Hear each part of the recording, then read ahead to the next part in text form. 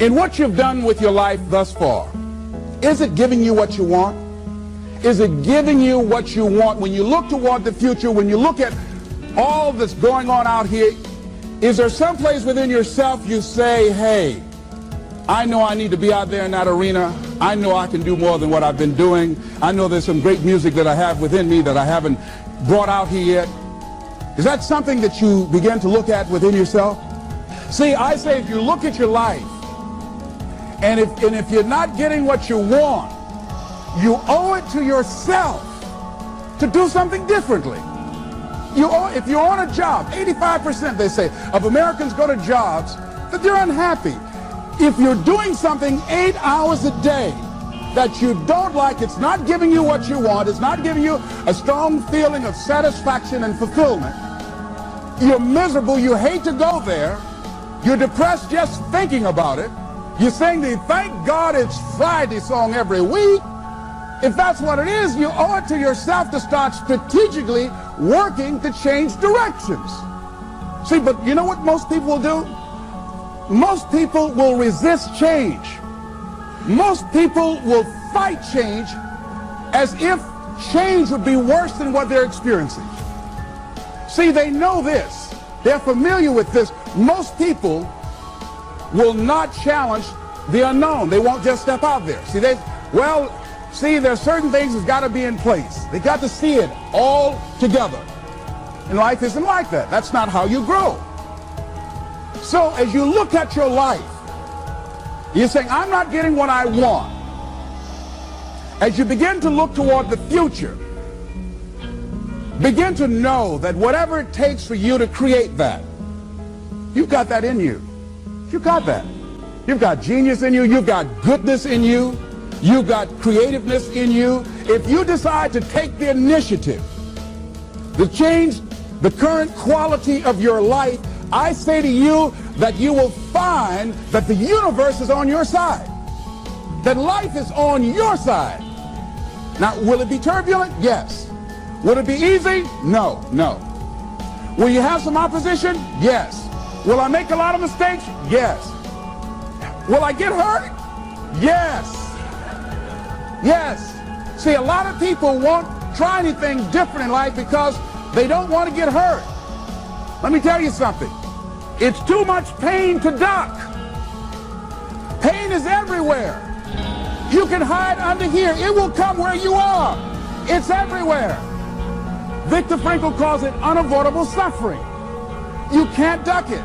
But most people spend their life not wanting to deal with the pain of rejection, the pain of defeat, the pain of being disappointed, the pain of losing, the pain of failure, the pain of being criticized, the pain of not being liked, the pain. That's called life. Life is full of pain. It's everywhere. But guess what? There's no gain without pain. Because it's the pain of regret that you experience.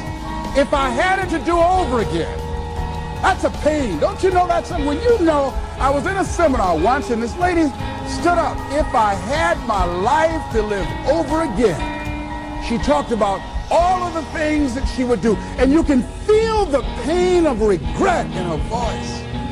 The pain of regret. She still experienced pain. She was trying not to experience the pain of defeat, the pain of disappointment, the pain of loss, the pain of lack of support. And she still experienced pain. It was right there. We can't get around it. Most people are governed by their habits, their fears, and the opinions of others. A lot of people never try anything differently because they have been convinced by people in their lives that they value that they can't do it. They're living within the context of the opinions that other people have of them, the low expectations. Many people doubt themselves because when they thought about doing something at some critical point in their lives, somebody they respected and honored, somebody they believed in, somebody that they loved, someone they trusted said, you can't do that. And they accepted that. As you look at your life, ask yourself the question, What would your life be like? What would your life look like if you decided not to care what people thought of you? What would your life be like if you decided to give up some of your fears? What would your life be like if you decided to become courageous? What would your life be like? If you decided to act on your dream, if you did what you felt in your heart. You know what courageous means? Tom Rusk and Randy Reed said, they said that courage comes from a French word which means of the heart. But how does it feel to you? He says it's courage, you know, it takes courage to live. Says most people go through life not allowing themselves to step out because they don't want to let go. They don't want to be blown around. They don't want to be moved. The courage to face life's whirling wind of contradictions. The courage to love yourself. The courage to love. For years, I was afraid to love. The courage to take a chance. The courage to be who you are. He says courage isn't for somebody else, for medals, applause, or moral debts. Courage is what at that moment feels most right for you. Not just situational ethics, but what feels right in your heart, the word of the heart, what feels right in your heart. One great philosopher says, cowards die many times before their deaths. The valiant never taste of death but once. What does that mean? That valiant people aren't afraid? No, no, no. It means that they experience that fear and they move forward.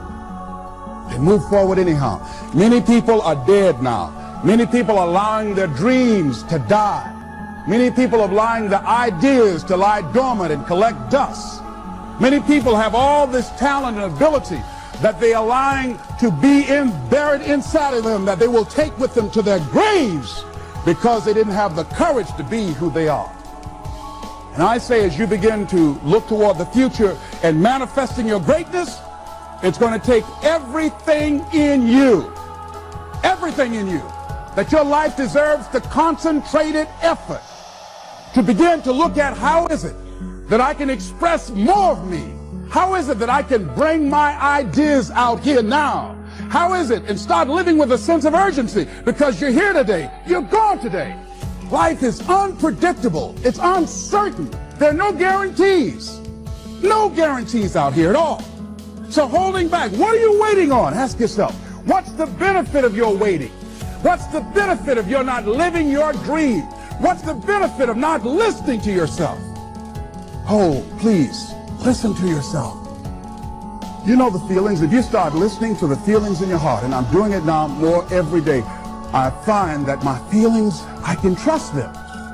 And I say to you that as you look toward the future, you look at life on a daily basis. If there's something that you have been given, if you've heard something within yourself that you know that what you're doing now doesn't fit for you, it doesn't work for you, it's not giving you what you want, and there's something else that you want to do, don't allow that inner doubt in you to talk you out of it, to build a case on why you can't have it, to tell you why you're not good enough. You ignore that inner voice and all of the external voices. Don't judge the possibilities for what you can do based upon the circumstances, because the circumstances won't determine who you are. Don't determine what you're able to do based upon your resources. Don't determine what's possible for you based upon where your life is right now. Where your life is right now.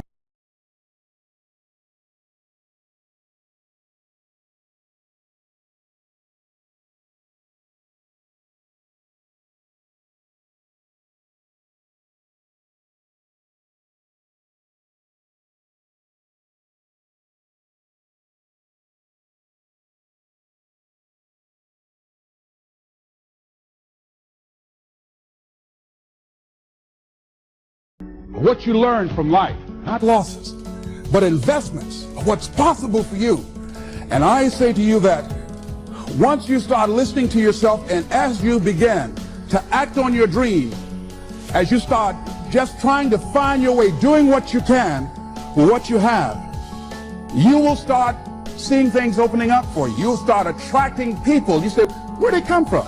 things will start coming together, clicking for you. You say, whoa, you start brainstorming. Ideas will come out of nowhere as you focus on it. The key to it is to begin to focus on what it is you want to do. Why, Les? Why is that important? Because as you focus on that which you want to do, that which we focus on, that which we give our energy to, it will begin to multiply. It will begin to expand. It will begin to develop your consciousness. And out of that comes your greatness. Out of that comes a commitment. Out of that comes a passion for life. Out of that comes a special power that you have in you that you haven't even called on yet.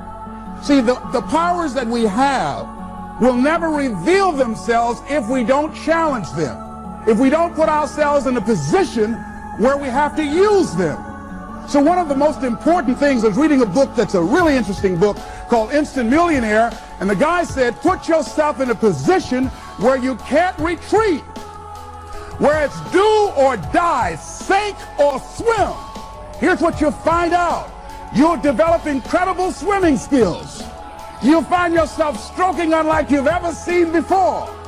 Through the inspiration of desperation, you'll become more creative than ever before. So what is it? How do we handle that whole piece? Throw your whole self into it. See, most people go at it tentatively. They don't give all their stuff. They don't concentrate. They don't put everything they've got in them. One guy wrote a book called All You Can Do Is All You Can Do. And all you can do is enough. But he said, make sure you do all you can do. And if we're honest this evening, we know that we haven't done all we can do. So as we look at the future, we can decide that from this day forward, as I look at my personal relationships, if I look at my professional relationships, if I look at my family relationships, as I look at all the dimensions of my life, looking at myself mentally, emotionally, and spiritually, I'm going to do all I can do to develop me, to bring my talent out here, to make a contribution to life. Way to win at life. I never miss that fact.